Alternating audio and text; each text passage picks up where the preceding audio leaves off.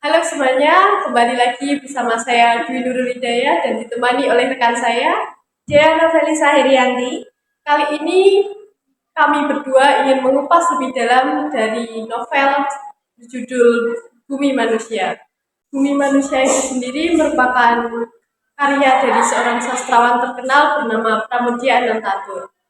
Baik, sebelum kita menginjak ke inti teks cerita sejarah Bumi Manusia, ada satu pertanyaan dari saya, yaitu mengapa anak muda sekarang kurang suka terhadap teks cerita sejarah?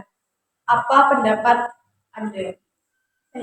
Menurut saya sendiri mungkin karena cerita sejarah itu dianggap sebagai cerita yang membosankan dan tidak relate dengan kehidupan pada zaman sekarang yang serba modern. Beda lagi ceritanya dengan novel romansa ataupun novel-novel lainnya yang lebih relate dan lebih disukai gitu. Baik, yang langsung saja kita masuk ke dalam inti cerita Bumi Manusia sendiri. Pada kesempatan kali ini kita akan membahas tentang unsur intrinsik dan ekstrinsik yang ada pada cerita Bumi Manusia. Unsur intrinsik sendiri merupakan unsur yang langsung membangun teks cerita sejarah.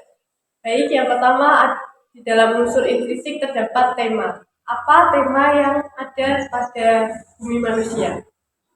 Untuk cerita Bumi Manusia ini mengangkat tema tentang seorang pribumi yang jatuh cinta terhadap seorang anak Belanda yang bernama Enolis. Nah, Enolis ini merupakan anak dari seorang Belanda dengan wanita pribumi gitu.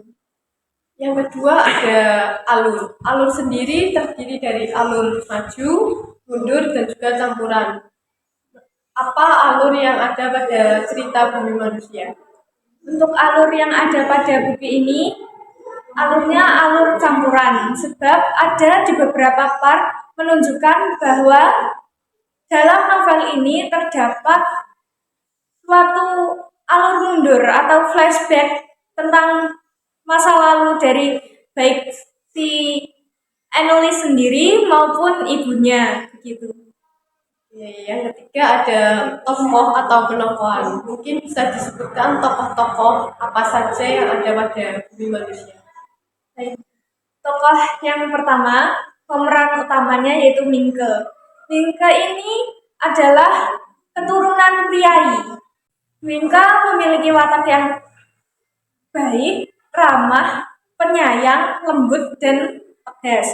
Selanjutnya, Enolis. Enolis ini merupakan anak dari seorang Belanda dan pribumi. Wataknya Enolis itu lebih ke dia pemalu sehingga tidak banyak bersosialisasi dengan orang-orang di sekitarnya. Juga labil, ya seperti anak muda pada umumnya. Selanjutnya ada Robert, yaitu kakak Enolis. Di sini diceritakan bahwa Robert ini memiliki watak yang keras, kasar, dan suka membantang. Selanjutnya ada Nyai Antasoroh. Nyai Antasoroh ini merupakan wanita pribumi dengan sifat yang sangat tegas, berani, berpendirian teguh, mandiri, dan memiliki jiwa yang berani. Selanjutnya yang terakhir saya bicarakan ada Herman Milema. Herman Milema ini sama seperti Robert. Jadi wataknya itu kasar, pemarah, dan suka sewenang-wenang. Gitu.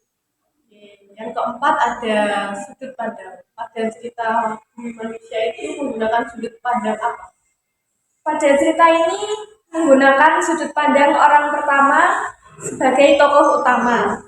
Sebab diceritakan dalam novel ini lebih banyak menggunakan kata aku sebagai penceritanya.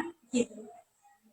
Selanjutnya yang kelima ada latar. Latar sendiri terdiri dari latar waktu, tempat, dan juga suasana. Bisa disebutkan secara lebih detail lagi. Baik, untuk latar waktunya ini ada di Indonesia tentunya, di Jawa Timur, tepatnya di Surabaya. Untuk latar suasananya, suasananya di sini bercampur aduk. Jadi ada sedihnya, ada senangnya, ada gembira, dan berbagai macam. Selanjutnya ada latar waktu. Waktu kejadiannya ini merupakan kejadian pada abad ke-19 dan abad ke-20. Baik, yang terakhir dari unsur intrinsik adalah amanat. Bisa disebutkan amanat apa saja yang terkandung dalam cerita bumi manusia? Baik, jadi amanatnya adalah kita tidak boleh gampang menyerah. Kita harus mengusahakan apa yang kita inginkan. Jangan pernah merasa lelah dalam berjuang.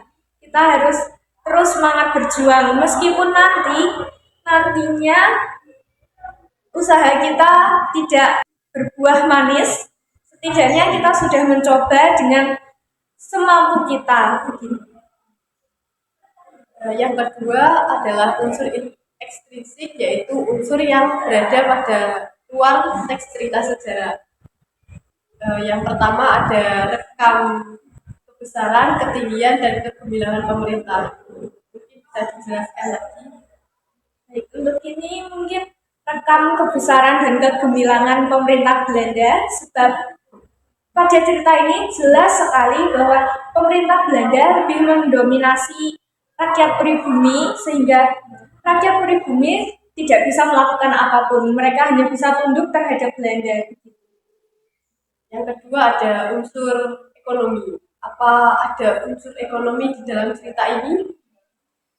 Ada unsur ekonomi dalam cerita ini mungkin bisa diambil ketika flashback ke masa lalu pada perjalanan sang ibu yaitu Nyai Antasoroh. Nyai Antasoroh ini dulunya merupakan pribumi biasa yang dijual oleh bapaknya sendiri demi mendapatkan uang dan kekuasaan. Baik, yang terakhir ada unsur sosial. Bisa disebutkan unsur sosial apa saja yang terkandung dalam cerita ini?